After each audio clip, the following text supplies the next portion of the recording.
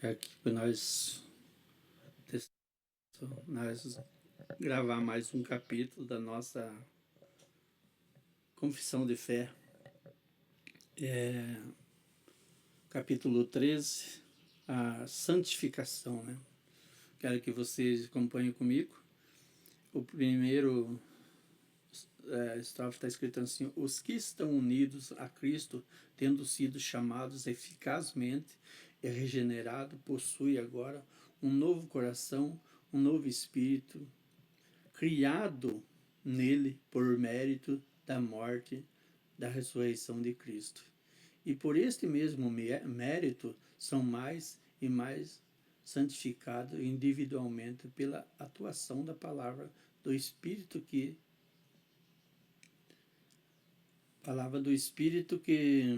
de Cristo neles habitando. O domínio de tudo que é pecado sobre eles e é destruído. As suas várias concupiscências vão sendo sempre mais enfraquecidas e mortificadas. E os crentes mais e mais são vivificados e fortalecidos em todas as graças salvadoras para praticarem toda a verdadeira santidade, sem a qual ninguém verá a Deus.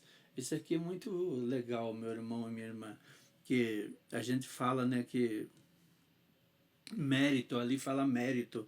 Quando falamos mérito, nós falamos mérito da graça de Deus. A graça de Deus, por mérito da graça de Deus, por mérito de Jesus Cristo, nós somos santificado e transformado, né? Mas não que temos mérito nosso mesmo. Na salvação nós não temos mérito nenhum, né? Atos 20, 32, está escrito assim: agora, pois, encomenda-vos ao Senhor e a palavra da sua graça, que tem poder para vos edificar e dar herança entre todos os que são santificados. Romanos 6, 5 e 6 diz assim: porque se fomos unidos com ele na semelhança da sua morte, certamente o seremos também na semelhança da sua ressurreição, sabendo isto que foi crucificado com ele o nosso velho homem, para que o corpo do pecado seja destruído e não sirvamos o pecado como escravo mais, né? Porque com a morte de Cristo, nós também, o velho homem morreu com Cristo também, somos nova criatura, né? Em João 17, 17 diz assim: santifica-os na verdade, a tua palavra é a verdade. Efésios 3, 16, 19 diz assim: para que segundo a riqueza da sua glória vos conceda que sejais fortalecido com o poder mediante o seu Espírito no homem interior, e assim habita Cristo nos vossos corações, pela fé, estando vós arraigado e alicerçado em amor, a fim de poderdes compreender com todo o santo qual é a largura e o comprimento e a altura e a profundidade, e conhecer o amor de Cristo, que excede todo o entendimento, para que sejais tomado de toda a plenitude de Deus. Jamais nós vamos conseguir, né, entender a altura, a profundidade, a largura e a quantidade do amor de Deus, né? É infinito, né? A grandeza também de Deus, né? Em 1 Tessalonicenses 5, 21 e 23 diz assim: julgai todas as coisas, retende o que é bom, obstende-vos de toda forma de mal.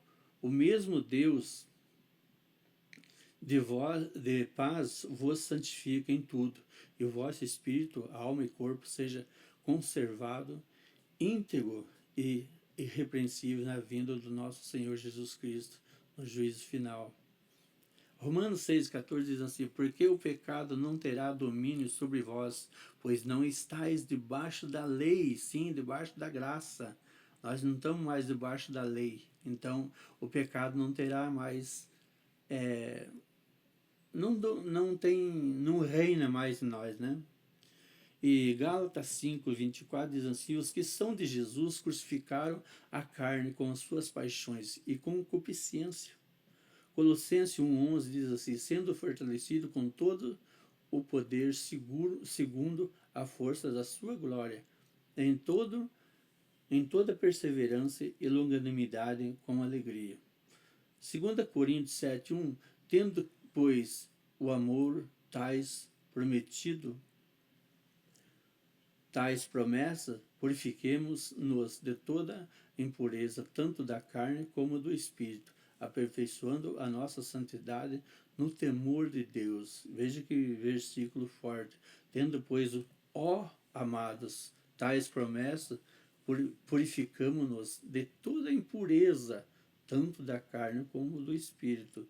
Que a nossa carne se torne cada dia mais santo, que nós buscamos nossa santidade na nossa carne, e espiritualmente também, aperfeiçoando a nossa santidade no temor de Deus. Isso não é, sabe, Deus, nós temos que temer muito a Deus, mas nós também temos, é a mesma coisa de um pai. Por que nós obedecemos um pai? Porque nós tememos ele, temos medo dele? Não é isso. Muitas vezes a gente tem que pensar assim, não fazer coisas erradas, porque o nosso pai, a nossa mãe quer o melhor para nós. E nós fazemos aquilo por amor ao pai. Nós obedecemos a mãe e o pai pelo amor que nós temos nele, pelo respeito, pela grandeza que eles representam para nós. Assim, pela grandeza, pelo respeito e a gratidão e a graça que Deus tem por nós, que nós amamos a Deus e continuamos buscando essa perfeição para agradar aquele que tem todo o poder para nos transformar, né? Então, esse não é por medo, porque a lei, se fosse por medo, nós continuaria na lei, né? Não precisava Jesus Cristo ter vindo pagar um preço tão caro que pagou na cruz. Hebreus 12,14 diz assim: segui a paz com todos e a santificação, sem a qual ninguém verá o Senhor. A santificação abrange um homem todo, ainda que imperfeita, enquanto nesta vida. Em toda parte ainda permanece alguns resíduos de coração, dos quais provém uma guerra irreconciliável à carne, militando contra o espírito, e o espírito militando contra a carne. Então sempre haverá um resíduo, por mais que nós buscamos a santidade, nós ainda estamos no corpo, estamos na carne ainda, né? Então sempre terá um resíduo, né, de podridão, né, na gente. E 1 Tessalonicenses 5,23 diz assim: o mesmo Deus de paz vos santifique em tudo, e o vosso espírito, alma e corpo sejam conservados íntegros e irrepreensíveis na vinda do nosso Senhor Jesus Cristo, que a gente já leu anterior, né? Romanos 7, 18, 23 diz assim: porque eu sei que em mim, isto é, na minha carne, não habita bem nenhum, pois o querer, o bem está em mim. Não, porém, o efetuá-lo. Veja bem que aqui, Paulo diz aqui, o bem está nele. Porque eu sei que em mim, isso não é na minha carne, no meu espírito, não habita bem nenhum.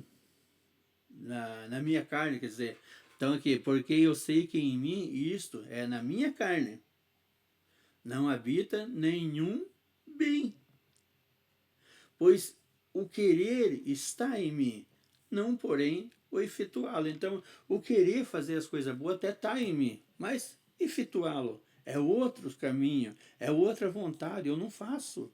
Então, mas veja os meus membros, outra lei, que guerreando contra a lei da minha mente me faz prisioneiro da lei, do pecado que está nos meus membros. Então, a lei do pecado está no nosso membro. Então, muitas vezes até queremos fazer, mas nós somos escravos do pecado. Nós temos aquela corrente que nós não podemos se distanciar tão longe, até que venha o Espírito Santo e arrebenta aquela corrente e nos tira daquela prisão, né? E nós conseguimos fazer... o Espírito Santo nos capacita a fazer a vontade de Deus, né?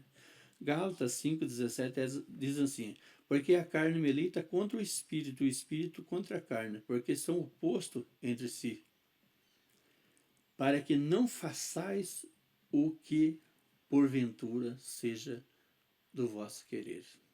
1 Pedro 2,11 diz assim: Amados, exorto-vos como peregrinos e forasteiros, que sois, a vós absterdes das paixões carnais que fazei guerra contra a alma. Nesta guerra, embora a corrupção remanescente possa muito prevalecer por algum tempo, o contínuo suprimento de força, pelo o Espírito de Cristo santificador faz com que a parte regenerada, afinal, vença. E, desse modo, os santos cresçam em graça, aperfeiçoando a sua santidade no temor de Deus, esforçando-se por viver uma vida piedosa em obediência evangélica a todos os mandamentos de Cristo, que como cabeça e rei lhes prescreveu em sua palavra. Romanos 7:23,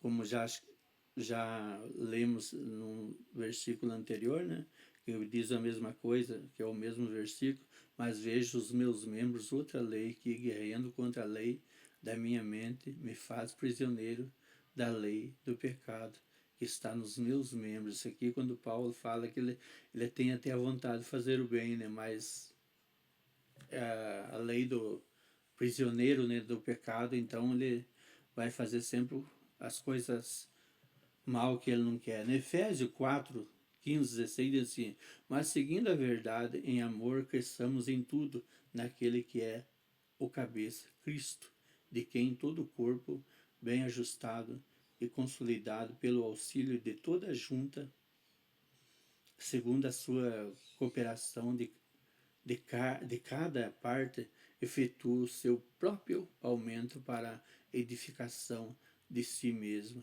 em amor. 2 Coríntios 3,18 diz assim: todos nós, com o rosto desvendado, contemplando como por espelho a glória do Senhor, somos transformados de glória em glória, na sua própria imagem, como pelo Senhor, como pelo o Senhor, o Espírito. Então, isso aqui, quando a gente vai se tornando cada vez mais puro, buscando cada vez mais santidade, quando o Espírito Santo vai falando com a gente vai transformando a gente vai buscando essa santidade. E assim nós vamos, como num espelho, transformando a nossa imagem, e nós vemos no espelho a santidade de Cristo. Nós se tornamos aquela imagem, né? Mas para tornar essa imagem será o fim da nossa vida, né? Porque enquanto nós estiver aqui, essa imagem ainda está manchada, embora nós buscando a santidade, caminhando rumo à santidade, ainda como eu falei lá atrás, tem um resíduo de coisas ruins, porque nós estamos na carne ainda, né? Então, enquanto nós estiver na carne, o poder do pecado ainda, nós somos carne, né? Então ainda vai estar em nós. Mas como o Espírito Santo trabalha muito em nós, ele vai diminuindo esse desejo de escravidão, né? 2 Coríntios 7:1 diz assim: tendo, pois, ó amado, tais promessas, purifiquemo-nos de toda impureza, tanto da carne como do espírito, aperfeiçoando a vossa santidade no temor de Deus. A gente acabou de ler ali atrás, né? Então aqui termina o capítulo 13 e a gente continua na próxima, no capítulo 14, que é a fé salvadora. E você possa curtir esse vídeo, possa aprender e trazer um benefício para a tua santidade diária, para o teu entendimento, para o teu aprendizado. E curte, compartilhe o nosso vídeo, compartilhe com as pessoas para que as pessoas possam aprender mais, porque o estudo da fé reformada da Confissão de Fé Reformada Batista, de 1689, que é essa nossa aqui, você não vai ver, achar estudo completo dessa confissão de fé. E a nossa confissão de fé é revisada pela a nossa igreja, Comunidade Cristã Deus El Shaddai. Então, ela é revisada, né? Então tem muitas revisão na confissão de fé, tá bom? E que essa palavra venha trazer cada vez paz no nosso coração. Que a graça e a paz do nosso Senhor Jesus Cristo nos abençoe hoje, amanhã e sempre, e todos os dias da nossa vida. Até a próxima, se Deus quiser. Amém? Glória a Deus.